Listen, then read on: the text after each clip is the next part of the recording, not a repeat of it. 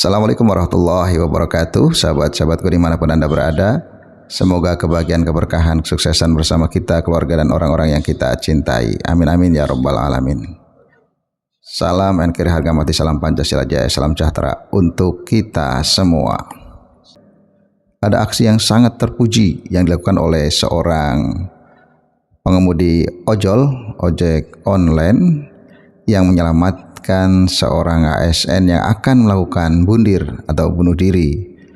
Terlebih aksi ini dilakukan di bulan Ramadan, bulan yang penuh barokah. Ini luar biasa, sangat heroik. Awalnya seorang pengemudi ojol ini melewati sebuah jembatan yang kemudian mendengarkan kata-kata dari seorang ASN tersebut yang akan melakukan bunuh diri. Kemudian sang ojol ini berbalik menyambangi orang tersebut dan kemudian melakukan negosiasi barangkali ya, atau pendekatan dengan caranya yang luar biasa, yang pada akhirnya sang ASN tersebut bisa dirayu, bisa diajak, dibonceng untuk menjauh dari jembatan tersebut dan pada akhirnya terselamatkan. Ini Mas Ojol, Bang Ojol, luar biasa. Aksi ini adalah aksi yang sangat terpuji ya. Dan aksi ini terekam dengan tidak sengaja oleh pengemudi motor yang ada di belakangnya. Ini luar biasa. Mari kita saksikan dulu videonya bersama-sama.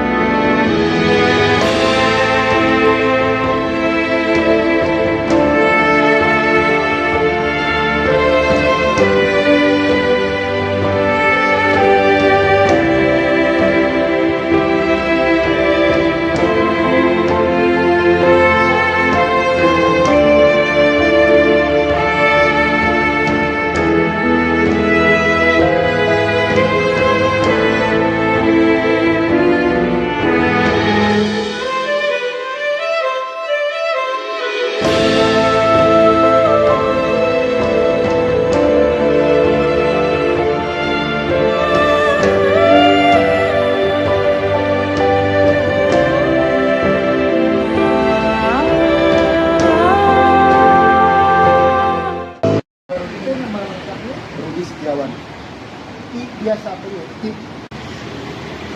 Itu kamar itu hari Jumat. Oh iya, CTTK Sabtu. jadi si bapak teh pagi apa siang itu jam berapa? Itu kurang lebih sekitar jam 1 kurang 10. Itu kurang puasnya. Kalau pemikiran saya kayaknya sih. Jadi pas dari awal itu saya tadinya nggak ada niat mau ngelewatin flyover yang dari Gedung Sate. Cuma kenapa tiba-tiba saya tuh pengen lewati sana. Nah, setelah saya naik flyover dari Gedung Sate sampai ke perbatasan yang mau dari arah naik ke Balubur. Di situ di tengah-tengah perjalanan, di tengah-tengah jalan itu saya melihat bapak-bapak baju putih celana hitam yang tadinya saya belum tahu namanya. Tahu orangnya dari mananya. Itu teriak-teriak sembari nelpon, sembari pegangan di jembatan pinggir. Yang saya tahu itu dia teriak-teriak itu, saya udah nggak betah, saya udah nggak kuat sama kamu kurang. Terus dia teriak lagi, kalau kayak gini saja saya ingin mengakhiri hidup saya, bilangnya seperti itu. Nah, dia pas bilang ingin mengakhiri hidup saya gitu, saya langsung balik kanan Pak, balik ke kiri, itu di klaksonan mobil. Saya tahu, saya bilang sama yang di belakang saya yang klakson ini, itu ada yang mau bunuh diri kata saya.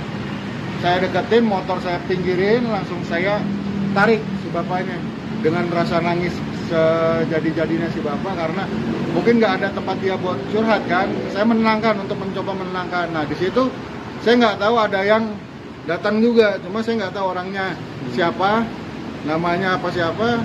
Yang saya tahu dia merekam, memvideokan hal tersebut. Saya takut si bapak itu makin ngedrop perasaannya karena dilihat banyak orang di situ. ada apa? Saya ajak menenangkan pikiran, saya bawa turun dari jembatan Pasopati itu ke daerah Jalan Ciamplas dekat Grandia Hotel. Di situ ada Indomaret. Saya ajak berbicara, saya ajak ngobrol. Nah, pas saya ajak ngobrol di situ baru beliau tuh menyatakan, Pak, saya ini sebenarnya ASN, PNS. Oh, iya. Nah, saya kira PNS itu karena berdekatan dengan gedung sate kan, saya kira di gedung sate, ternyata dia itu bendahara di Wiataguna, dinas sosial yang di Wiataguna Jalan Pajajaran, bagian bendaharanya. Nah, setelah dia bercerita, Pak, Bapak itu ada kronologi permasalahan apa? Apakah kalau perekonomian? Sepertinya sih, kata saya, Bapak bukan masalah ekonomi, bukan Pak. Saya ini lagi ada problem sama istri saya yang kedua. Istri Bapak yang kedua, kalau istri yang pertama di mana? Apakah, mohon maaf, kata saya, istri Bapak yang kedua ini meninggal, lalu cerai hidup Pak. Nah, sama istri yang keduanya, ini statusnya Bapak udah lama meninggalnya, belum Pak, saya baru 6 bulan. Saya nggak betahnya sama istri saya ini, dia penjemburu berat. Terus dia jelasnya berlebihan. Setiap ada di tempat pekerjaan saya, yang PKL maupun yang teman-teman kerja saya sekantoran di sana, itu dicemburuin. Terus yang ketiganya, istrinya suka main tangan, suka nampar, suka mukul si bapaknya. Nah itu Pak yang bikin saya nggak betah. Lah, kalau permasalahan seperti itu aja mungkin Pak, itu kata saya kan, kata saya pribadi, itu mah nggak begitu parah Pak. Karena apa? Bapak seorang laki-laki loh, kata saya. Bapak seorang ASN. Bapak istilahnya perekonomian Bapak boleh dibilang menengah ke atas, kata saya. Apalagi Bapak punya jabatan. Kenapa seperti ini Bapak mempunyai pemikiran ingin melakukan bunuh diri? Bapak di tempat jembatan itu belum ada sebulan loh Pak. Anak SMA Cimahi, Sangkuriang, itu habis melakukan bunuh diri Pak.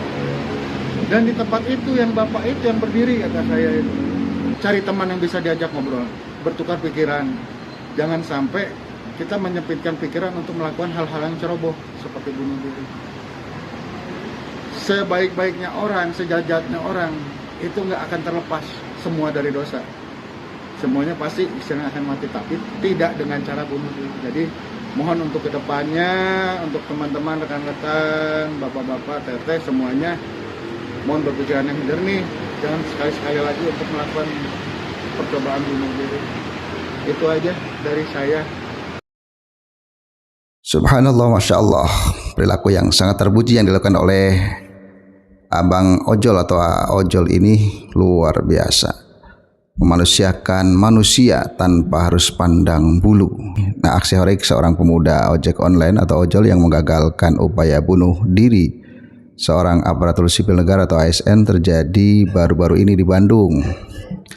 Lokasi dan waktunya peristiwa ini terjadi di flyover Pasopati, Kota Bandung sekitar awal Maret 2026. Kronologinya, seorang pria yang mengenakan seragam ASN berdiri di tepian jembatan Pasopati.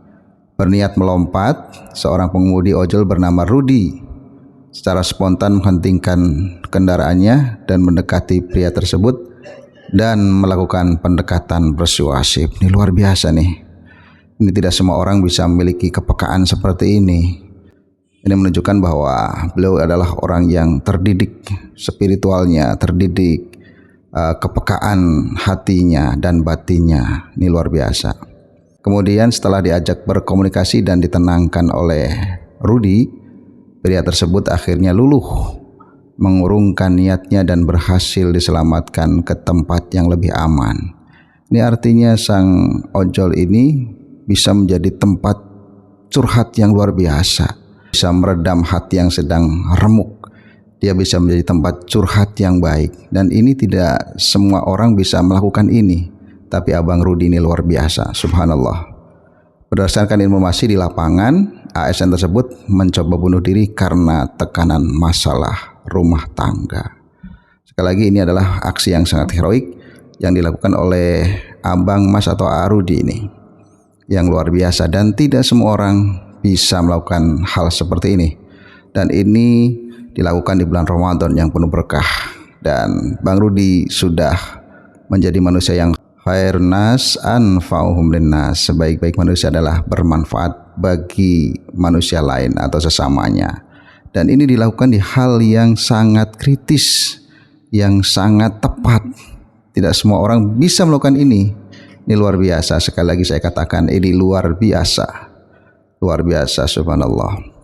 Kemudian ini juga Bang Rudi ini sudah melakukan tolong menolong di antara sesama manusia, memanusiakan manusia, kemudian peduli terhadap saudara, terhadap siapapun, padahal tidak kenal pasti ini Mas Rudi ini dengan orang tersebut, tapi beliau atas nama kemanusiaan dan atas nama kepeduliannya sudah melakukan hal yang terbaik, menyelamatkan jiwa manusia.